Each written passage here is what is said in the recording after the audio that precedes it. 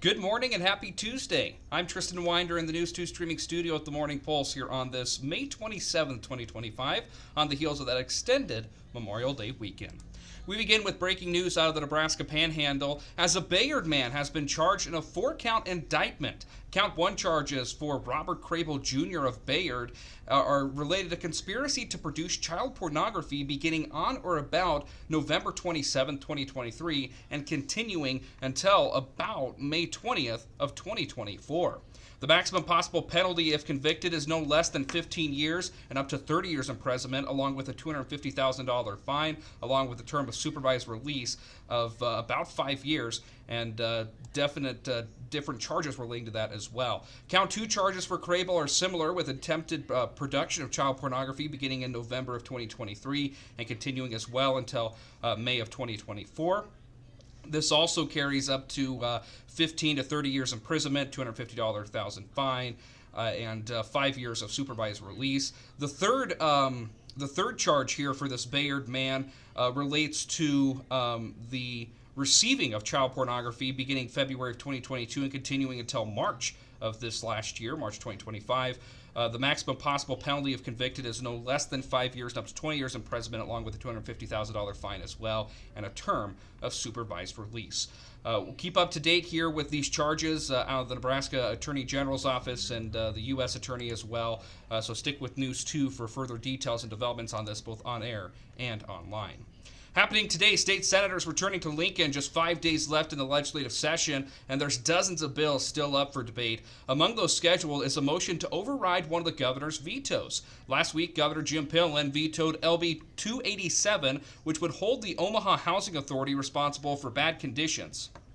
The governor said that he believed it created government mandates, and right now the OHA faces a lawsuit over budgets at Underwood Towers in Omaha. Governor Pillen says the city of Omaha and federal partners who's funding the houses are responsible for keeping up with the properties. Stick with News 2 for details and developments on the last several days of the upcoming Nebraska legislative session. 5 days left, to be exact. A notary charged with improperly signing medical cannabis petitions last year is requesting a jury trial.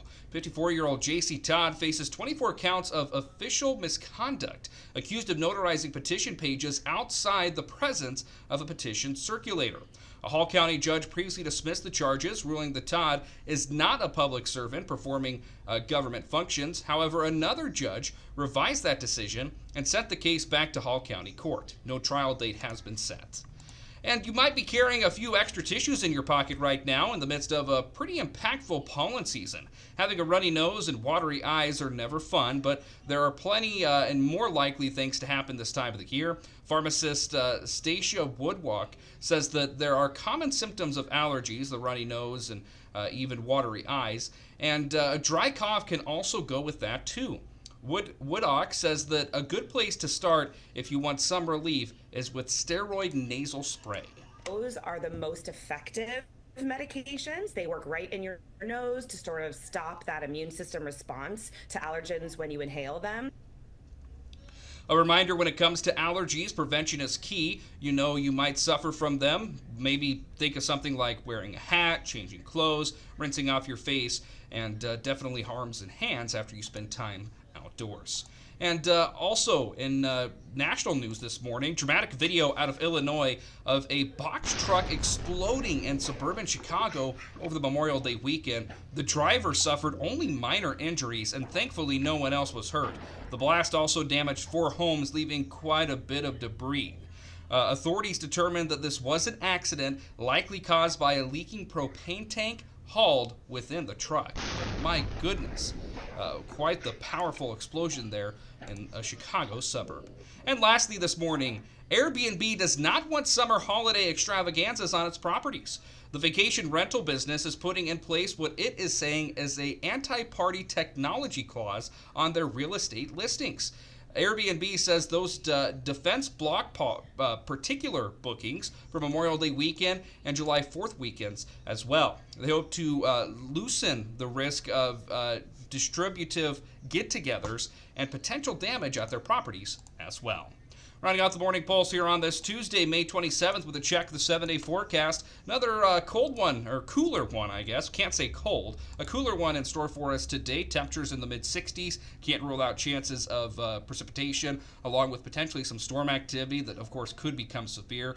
About the same for chances tomorrow, although a couple degrees warmer on the temperature side. Warming up and more seasonable temperatures for us on Thursday and Friday, and then warm summer-like conditions extending into this upcoming weekend and early into next work week.